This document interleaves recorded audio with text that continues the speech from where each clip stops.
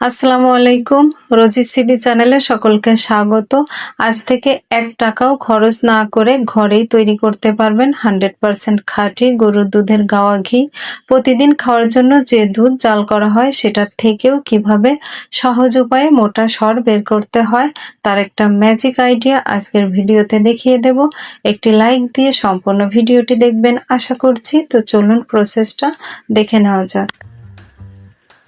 বিসমিল্লাহির রহমানির রহিম। ঘি তৈরির জন্য এখানে আমি 2 লিটার গরুর দুধ নিয়েছি। গরু বা মহিষ যে কোনো দুধ দিয়ে এই ঘিটা তৈরি করা যাবে। আমি প্রথমে 3টা বলক দিয়ে নেব, আর বলক দেওয়ার সময় এভাবে দুধটাকে নাড়াচাড়া করে ফুটিয়ে নিতে হবে। এবার দেখুন এভাবে মিডিয়াম আছে আরও 5 থেকে 7 মিনিট দুধটা জাল করতে হবে। দেখতে পাচ্ছেন দুধটা মাঝখান থেকে ফুটছে আর চারিদিকে সর জমা হচ্ছে। এভাবে 5 থেকে 7 মিনিট জাল করার পর চুলা অফ করে সম্পূর্ণ ঠান্ডা করে এই দুধটাকে নর্মাল ফ্রিজে 2 থেকে 3 ঘন্টা রেখে দিতে হবে। ভিডিওটি স্কিপ করবেন না। এই ভিডিওতে আমি দেখাবো একই দুধ বারবার জাল করে সর তোলা যায় কিনা এবং এই সর থেকে ঘি তৈরি করা যায় কিনা।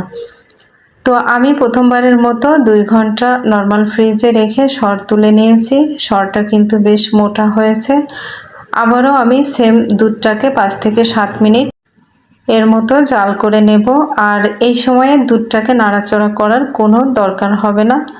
আবারও দুধ ঠান্ডা করে 2 ঘন্টা নর্মাল ফ্রিজে রেখে তারপর সরটা তুলে নিচ্ছি। এবার আমি সরটা হাত দিয়ে তুলে দেখিয়ে দিচ্ছি। দেখুন প্রথমবারের চেয়েও বেশি পুরু সর পড়েছে।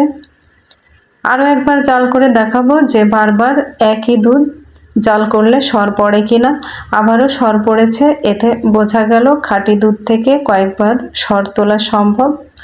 চতুর্থবারের মতো আমার অনেক বেশি পুরু সর পড়েছিল এবং আরও কয়েকবার আমি এভাবে সর তুলে নিয়েছিলাম, যেটা আমি শেয়ার করছি।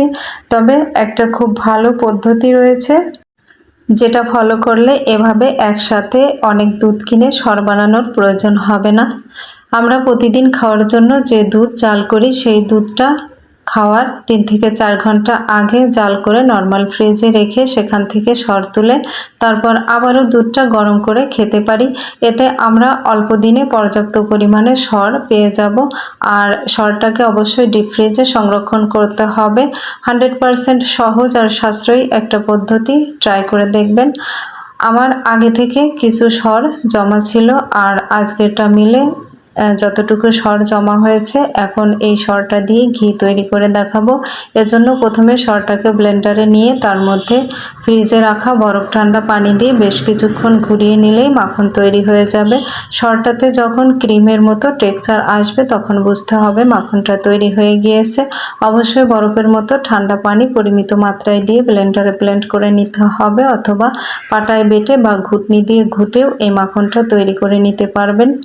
এরপর বরফ ঠান্ডা পানির মধ্যে কয়েকটা বরফ কুচি দিয়ে তার মধ্যে মাখন দিয়ে দেখবেন মাখনটা উপরে ভেসে উঠেছে। একটু নাড়াচাড়া করে ধুয়ে মাখনটা পানি ঝরিয়ে আলাদা করে নিতে হবে। আমি সবটুকু মাখন পানি থেকে তুলে ঘিটা তৈরি করে নেব। এর জন্য প্যানে মাখন দিয়ে লো টু মিডিয়াম আঁচে কিছুক্ষণ জাল করে নিয়েছি। অনবরত নাড়াচাড়া করতে হবে। বেশ কিছুক্ষণ জাল করার পরে দেখবেন ঘিটা তৈরি হতে শুরু করেছে। যখন সুন্দর একটা কালার চলে আসবে এবং ফ্লেভার পাওয়া যাবে তখন চুলা অফ করে দিতে হবে। কেউ একটু বেশি কালার চাইলে করতে পারেন, তবে পুড়িয়ে ফেলা যাবে না। এরপর একটা ছাঁকনির সাহায্যে ঘিটাকে সেঁকে নিতে হবে এবং কয়েকদিন রোদে দিতে হবে।